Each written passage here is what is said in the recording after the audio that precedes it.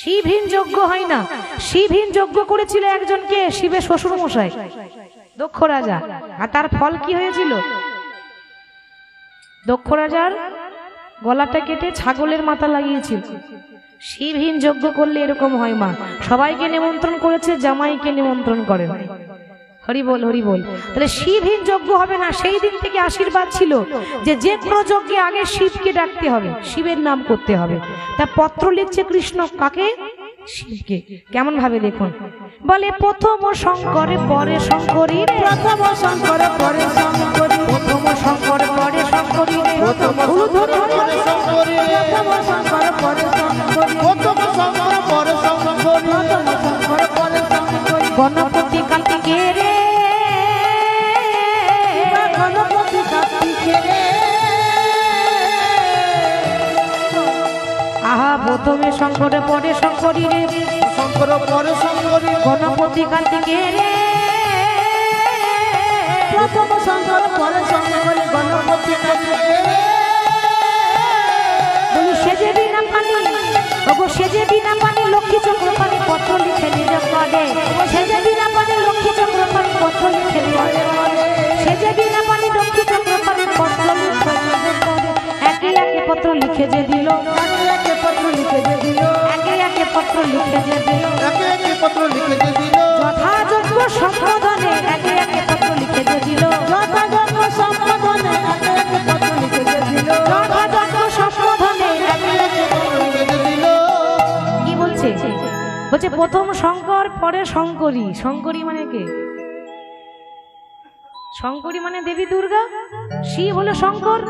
তাহলে প্রথম শঙ্কর পরে শঙ্করী রে, গণপতি কার্তিকে রে। গণপতি মানে গণেশ, তারপর কার্তিক। সেজে বিনা পানি, বিনা পানি মানে সরস্বতী। লক্ষ্মী চক্রপাণি, লক্ষ্মী তার সঙ্গে চক্রপাণি মানে কে? হাতে চক্র ধরে কে? হ্যাঁ নারায়ণ। সুদর্শন চক্র পত্র লিখনে যে করে। তো সবাইকে একে একে পত্র লিখেছে। মহাদেবকে পত্র লিখে নিচে লিখে দিল ওম নমঃ শিবায়। মা দুর্গাকে পত্র লিখে লিখে দিল শ্রী শ্রী দুর্গা মাতা সহায়। এটা নিয়ম, শেষে নিচে লিখতে হয়। তারপর গণেশকে পত্র লিখছে শ্রী গণেশায় নমঃ। কার্তিককে লিখছে শ্রী শ্রী কার্তিকেয় নমঃ। যথাযোগ্য যে যেমন তাকে তেমন সম্মান দিয়ে একে একে পত্র লিখে পাঠিয়ে দিল। এবার নারদ নিয়ে যাচ্ছে পত্র কোথায়? কৈলাসে। কৈলাসে গিয়ে যেই না মহাদেবের হাতে পত্র দিয়েছে, বাবা কি আনন্দ!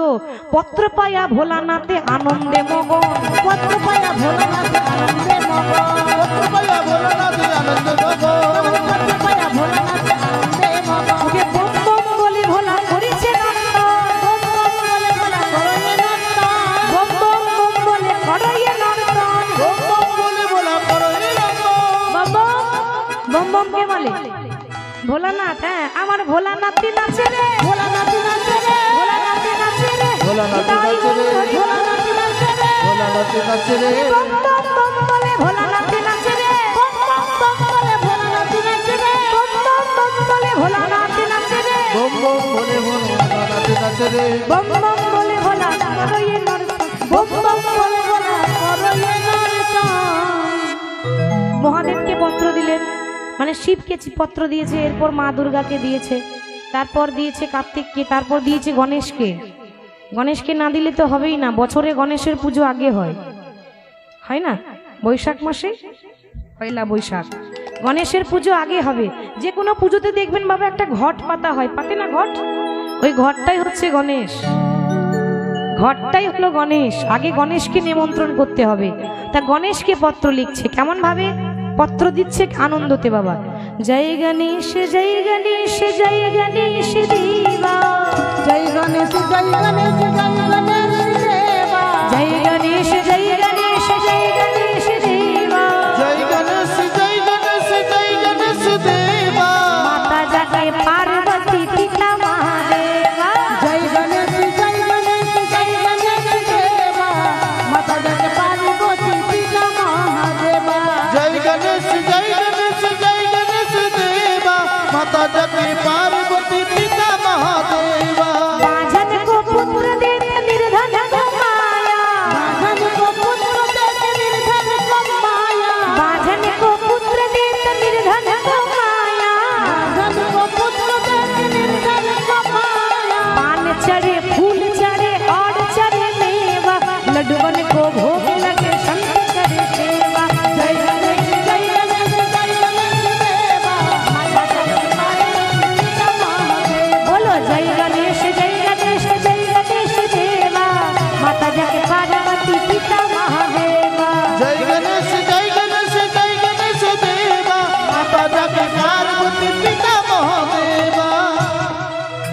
কোটি দেবতার নিমন্ত্রণ হয়ে গেল, তাহলে একটা কাজ তো হলো, দেবতাদের নিমন্ত্রণ হলো।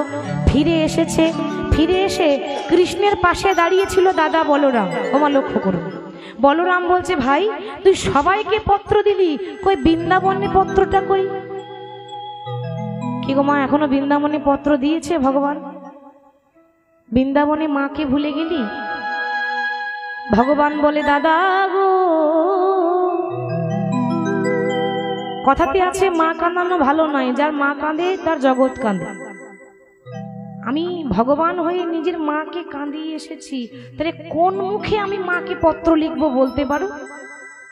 বলরাম বলছে, ভাই কথাতে আছে সন্তান কুসন্তান হতে পারে, মা কোনোদিন কুমাতা হয় না।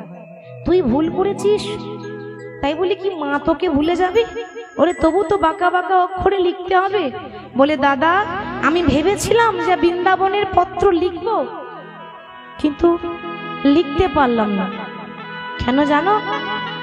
দাদা গো, আমি ভাষা খুঁজে পেলাম না গো, আমি ভাষা খুঁজে পেলাম না গো। আমাকে বলে যাবি আমি পত্র লিখিব, ভাষা খুঁজে আমি পেলাম না গো। বলে তারে পত্র লিখিব, ভাষা খুঁজে পেলাম না রে। আমি ভাষা খুঁজে পেলাম না, তবু বাঁকা বাঁকা অক্ষরে বাঁকা শ্যাম পত্র দিয়েছে। বৃন্দাবনে নিমন্ত্রণ হয়নি তো, বাকি সব জায়গায় হয়ে গেল। যজ্ঞ প্রায় সব মানে তৈরি হয়ে আছে, এবার যজ্ঞে বসলেই হলো। কিন্তু তারা না এলে যে হবে না মা। বৃন্দাবনে পত্র দিয়ে পাঠাচ্ছে, নারদ মুনি পত্র নিয়ে বৃন্দাবন যাচ্ছে।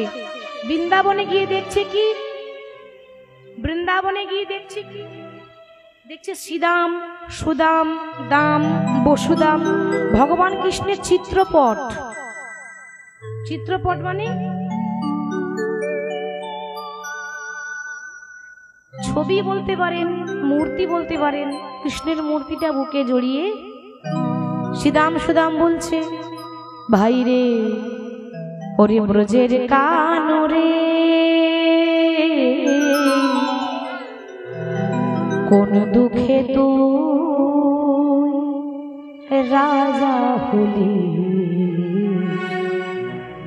দ্বারকাপুর ওরে ব্রজের কানরে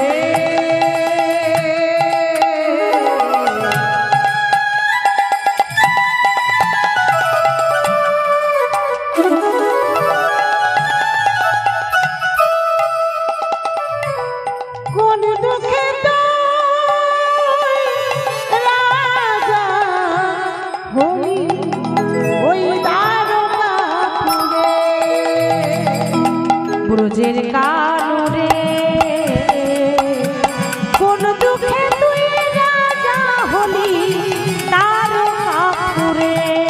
বল বল কোন দুঃখে তুই রাজা হলি, দ্বারকাপুরে। আদি কি ফিরে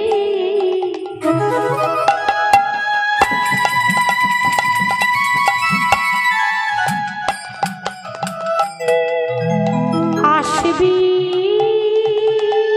না ভাই?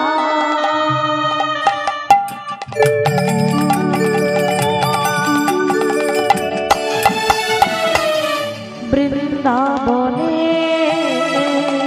বলি বল আর কি ফিরে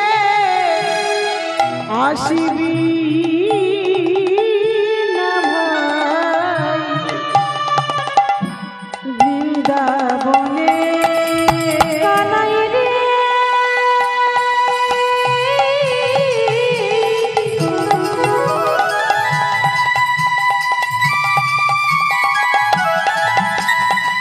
ওরে কানাইয়া ভাই,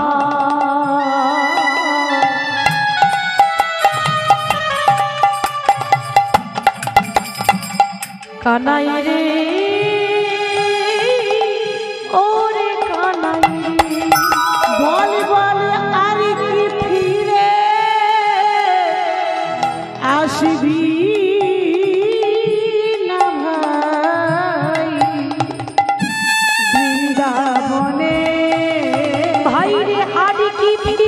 আসবি না ভাই বৃন্দাবনে, তুই আর কি ফিরে আসবি না ভাই বৃন্দাবনে। কোন দুঃখে তুই রাজা হলি তারকাপুরে, বল বল কোন দুঃখে তুই রাজা হলি তারকাপুরে। ওরে কানাই কোন দুঃখে তুই রাজা হলি তারকাপুরে, বল বল কোন দুঃখে তুই রাজা হলি তারকাপুরে। কানাই সেই 100 বছর আগে আমাদেরকে ছেড়ে চলে গেছিস, বন্ধু যারা সখা যারা তারা কাঁদছে। ও এবার বুঝেছি, ওরে আমরা তোকে এঁঠো খেতে দিতাম বলে তুই রাগ করে চলে গেলি। ওমা ছোটবেলায় যখন কৃষ্ণ খেলা করতো না বৃন্দাবনে সখাদেরকে নিয়ে, তো সখারা যখন কৃষ্ণকে কোনো ফল দিত খাওয়ার জন্য আগে নিজে খেয়ে দেখতো, তারপর কৃষ্ণকে দিত। ওমা ফলের মধ্যে যদি কোনো বিষাক্ত পোকা থাকে আমার কানাই খাবে, ফলের মধ্যে যদি কোনো পোকা থাকে ওই জন্য আগে নিজে খেয়ে দেখতো টক না মিষ্টি, যেগুলো টক সেগুলো নিজে খেত, যেটা মিষ্টি সেটা কানাইকে দিত। তাহলে আমরা একটু দিতাম বলে কি রাগ করে চলে গেলি কানাই, আর কি আসবি না ভাই। ওদিকে সখারা কাঁদছে, বৃন্দাবনে যেন কাঁদা কান্দির যোগ লেগেছে, কেউ হাসি নেই, কারোর মনে হাসি নেই, সবাই কাঁদছে বৃন্দাবনে বাবা। ওদিকে সখারা কাঁদছে, ওদিকে পিতা নন্দ মহারাজ ভগবান কৃষ্ণের পিতা, সে একটা চিতা জ্বালিয়েছে, মানে এতদিন অনেক সহ্য করেছি, আমার কৃষ্ণ যখন এলো না আজকে চিতা সাজিয়ে নিজেই চিতাতে নিজেকে আগুন দেয়। দেখে নন্দ পিতা জ্বেলেছে চিতা, প্রাণতে জীবাহারে তরে, দেখে নন্দ পিতা জ্বেলেছে চিতা, প্রাণতে জীবার তরে। দেখে নন্দ পিতা জ্বেলেছে চিতা, প্রাণতে জীবাহারে তরে। দেখো নন্দ পিতা জ্বেলেছে চিতা, প্রাণতে জীবার তরে।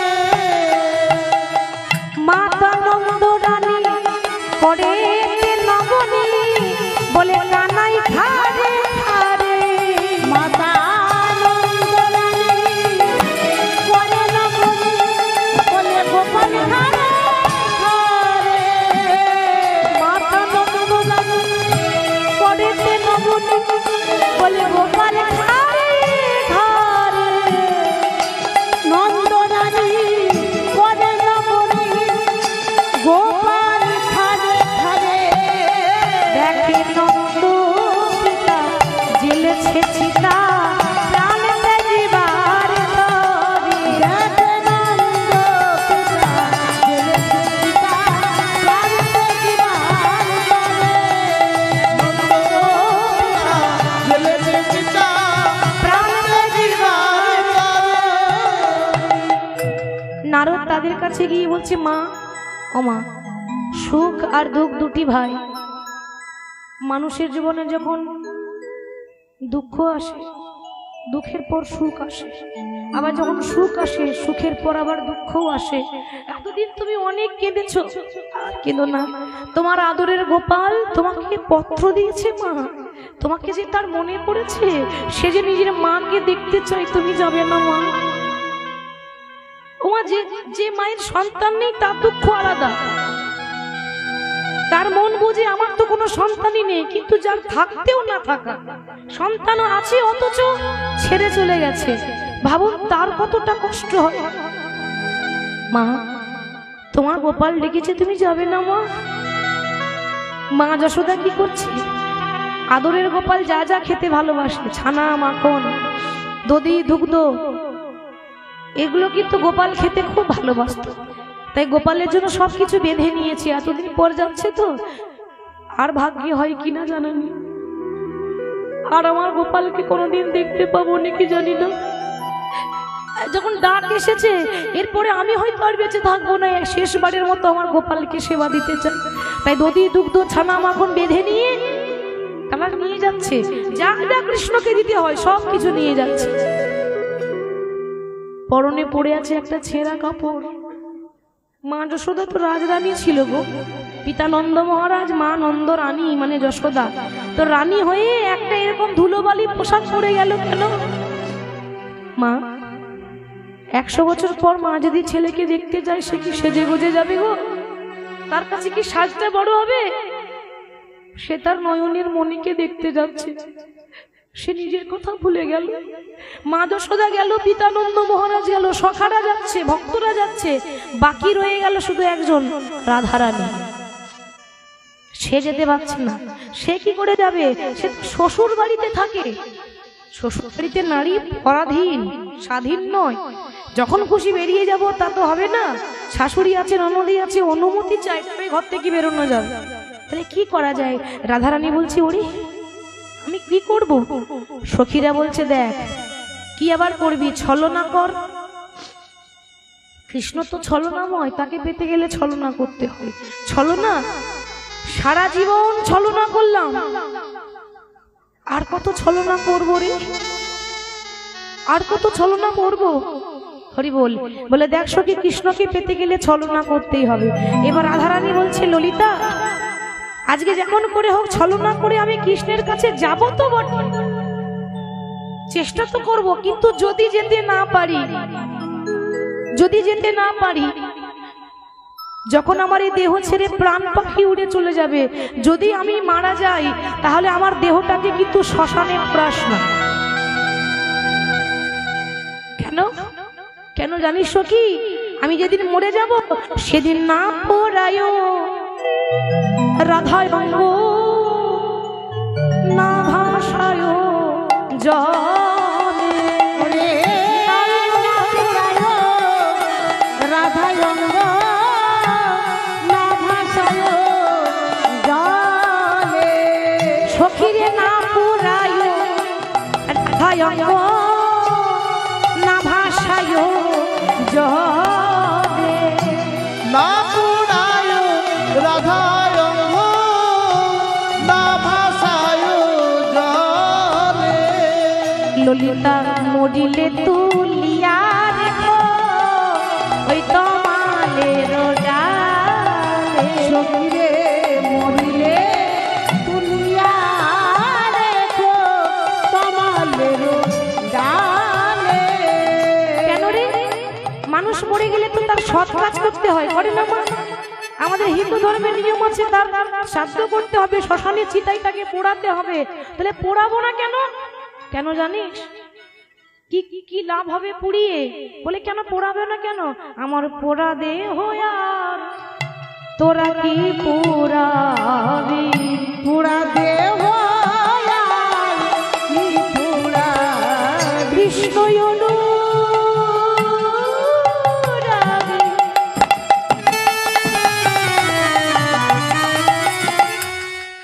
পুড়ে গেছে রে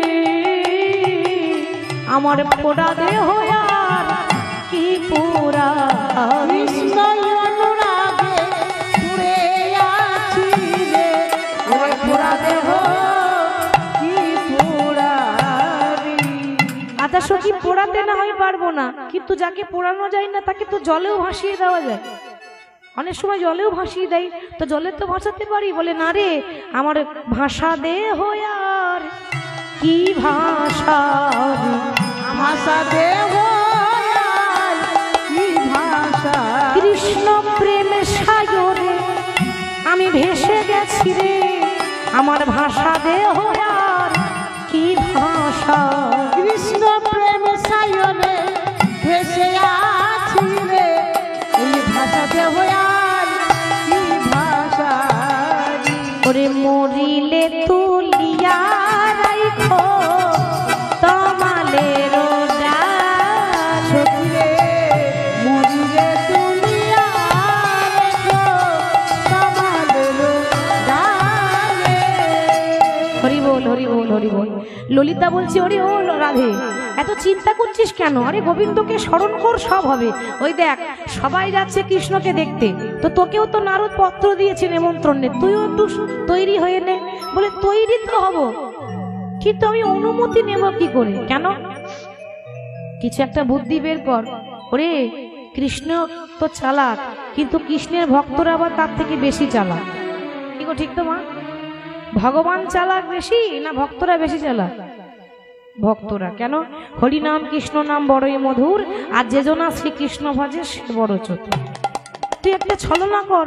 কি করা যায় ভাবছে, হঠাৎ মনে পড়লো, দাঁড়া, রাধারানীর স্বামীর নাম কি ছিল গো? আয়ান ঘোষ।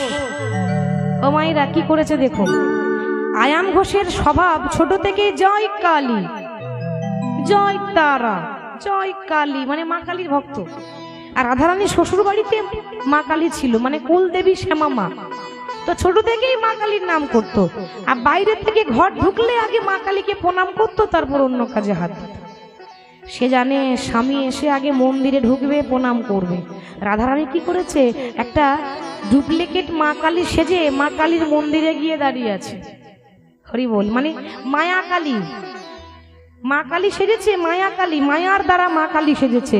রাধারানী এখন মা কালী সেজে যেই না দাঁড়িয়ে আছে, আয়ান ঘোষ বাইরে থেকে ঘর ঢুকেছে, ঢুকে যেই না বাবা মন্দিরে প্রণাম করতে যাবে, দেখছে সাক্ষাৎ মা কালী দাঁড়িয়ে আছে। কুটিলা বলছে, দাদা ও মা কালী নয়, ও মায়া কালী। বিশ্বাস করলেই তো। কুটিলার মনে কুটবুদ্ধি থাকতে পারে, যখন বলে তখন সত্যি কথাই বলে। সে মিথ্যা বলছে? ঠিকই তো বলছে, ও মা কালী নয়। তুমি মা কালীকে থেকে ভুলে যেও না, আমি চিনতে পারছি ও মায়া কালী। কিন্তু আয়ান ঘোষ মা কালীকে দেখে আনন্দে আত্মহারা, ছোট থেকে মা কালীর পুজো করছি, কোনোদিন মা আমাকে দেখা যায় না। আজকে যখন দেখা দিয়েছে, কি আমার সৌভাগ্য। মায়ের চরণে রক্ত জবা দিয়ে প্রণাম করে বলছে, মা